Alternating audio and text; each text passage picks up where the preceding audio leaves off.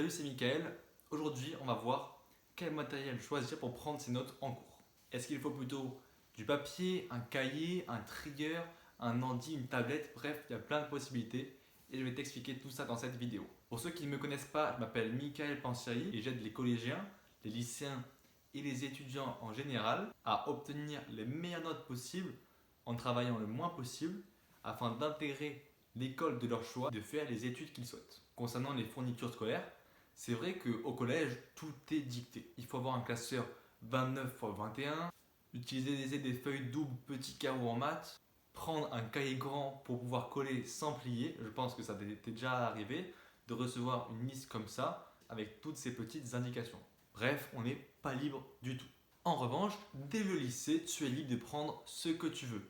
Et là, tu as le choix entre cahier, trieur, classeur, feuille libre, feuille simple. Tu as beaucoup de choix et c'est difficile au début de se retrouver. Il y a énormément de possibilités et je vais essayer dans cette vidéo de te permettre d'y voir plus clair. Lorsque tu es en cours, tu dois avoir une méthode simple pour ressortir avec une leçon complète et parfaite. La première chose déjà à faire est de continuellement écouter et écrire ce qu'il faut écrire. Ni plus ni moins. J'ai déjà fait une vidéo sur comment prendre des notes, je te mets le lien ici ou en description. Aussi concernant la prise de notes, j'ai jamais réellement compris les personnes qui se retrouvaient à la fin de l'année avec un cahier vide parce qu'elles n'écrivaient rien. Alors qu'en fait, à partir du moment où tu es à l'école, autant bien faire les choses puisque une heure à l'école, tu y es déjà. Donc autant faire les 1 heure bien à l'école plutôt qu'après refaire les 1 heure chez toi à recopier le cours. Le deuxième point est de, comme je t'ai dit, trouver le matériel qui te correspond. Par exemple, tu pourrais préférer un cahier, un trieur, bref, tout un tas d'accessoires. Je peux te faire par exemple une liste de packs d'accessoires à avoir selon ta personnalité, si tu es bien organisé, pas très bien organisé et tout et tout. Si tu es plutôt mal organisé et que tu perds souvent les choses, ne prends pas un cahier. En effet, avec un cahier, tu vas être obligé de coller toutes les feuilles et ça va être assez embêtant. Donc je te conseille d'opter pour une méthode que j'utilise moi-même, bien que je sois quand même bien organisé, tu vois.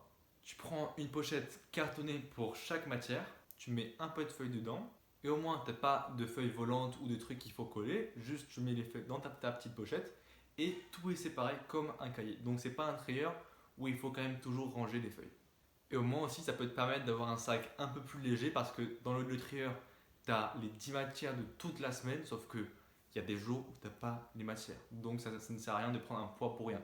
Alors qu'au moins avec ces petites pochettes fines en carton que tu connais sûrement, juste tu mets celle qu'il faut et au moins tu as un sac pas très lourd. Maintenant, si tu es assez bien organisé et que coller des feuilles ne t'embête pas, je te propose d'essayer le cahier qui est très utile. Néanmoins, il va quand même alourdir ton sac, ce que la première méthode ne fait pas parce que tu te trimbales sans feuilles qui ne sont pas encore utilisées. Il y a aussi pour les personnes qui écrivent mal ou qui ont certaines facilités avec le numérique, de par exemple opter pour un PC ou une tablette, comme ça juste tu la mets dans ton sac et t'as pas à avoir 15 000 cahiers, 15 000 pochettes différentes. Tu as un PC, c'est super simple. Bon après le seul inconvénient c'est que tu puisses perdre l'habitude d'écrire et que pour moi à mes yeux, dans certaines matières, comme les maths par exemple, il faut vraiment avoir une feuille et un stylo pour écrire sinon c'est impossible. Et pour finir, si tu es extrêmement bien ordonné, tu peux opter pour un trieur que bien sûr tu videras régulièrement.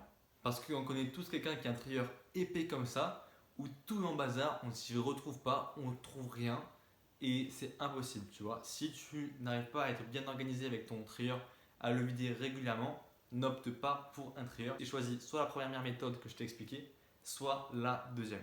En plus, pour peu que tu fasses des fiches, même si je ne suis pas trop copain avec les fiches, tu peux toujours mettre tes petites fiches cartonnées dans le trieur. Tu peux aussi rajouter des petits post-it. Tu peux par exemple synthétiser une notion qui est sur la page où tu colles le post-it. Bref, concernant le matériel à utiliser, il faut à la fois penser au côté pratique, comme ne pas avoir un sac trop lourd, et aussi penser au fait d'avoir quelque chose où on s'y retrouve, quelque chose de clair. Franchement, je te conseille de tester un peu tout, de voir ce qui convient mieux avec ta personnalité. Pour ma part, en terminale, j'ai opté pour un ordinateur pour certaines matières comme l'anglais, l'espagnol, l'histoire géo et la SES. Et sinon, à côté, des feuilles que je mettais dans une pochette carton pour les maths et l'histoire géo.